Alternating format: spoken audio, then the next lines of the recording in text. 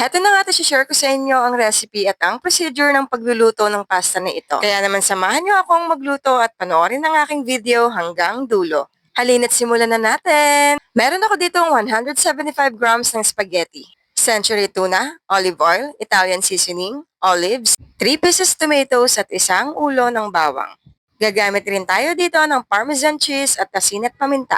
Sisimulan na muna natin lutuin ang pasta. Sa isang kaserola ay nagpakulo na nga ako ng tubig. Naglagay na nga rin pala ako dyan ng 1 tablespoon ng oil at ng salt. At agad ko namang isinunod itong pasta.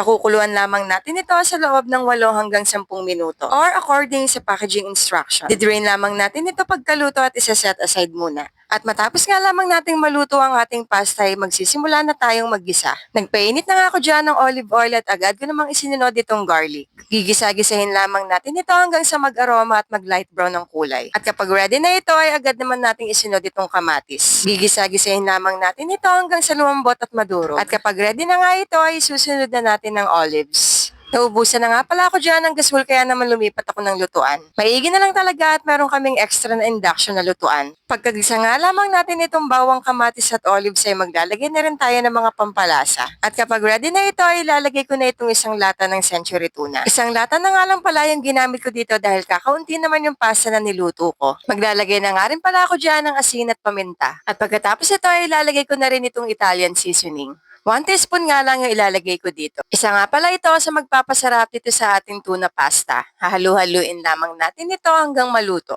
At sa puntong ito ay nailagay na nga natin lahat ng ingredients. At maaari na natin ilagay ang ating pasta. Hindi mo na nga kailangan kumain sa mamahaling restaurant or umorder nito. Dahil sigurado akong kayang-kaya nyo rin gawin ito sa bahay. Pwede nyo rin itong lutuin sa kahit anong okasyon. Kaya subukan nyo na rin na lutuin itong recipe na to. Tiyak magugustuhan ito ni Mrs. o kaya naman ni Mr.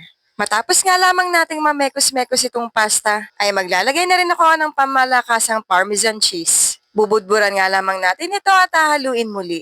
Madalas ko nga palang lutuin itong tuna pasta dahil nga lagi itong request ng aking pamilya. Anumang okasyon ay hindi nawawala ito sa aming hapagkainan. Kadalasan ay pinapartneran ko nga rin ito ng garlic bread. At kapag natikman nyo nga itong recipe na ito ay para na rin kayong kumain sa restaurant. Heto nga at ready na at luto na itong ating tuna pasta kaya naman pwede na natin itong iserve.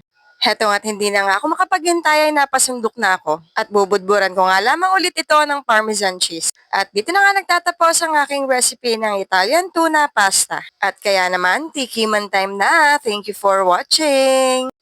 For more recipe videos, please like and follow Marga's Kitchen.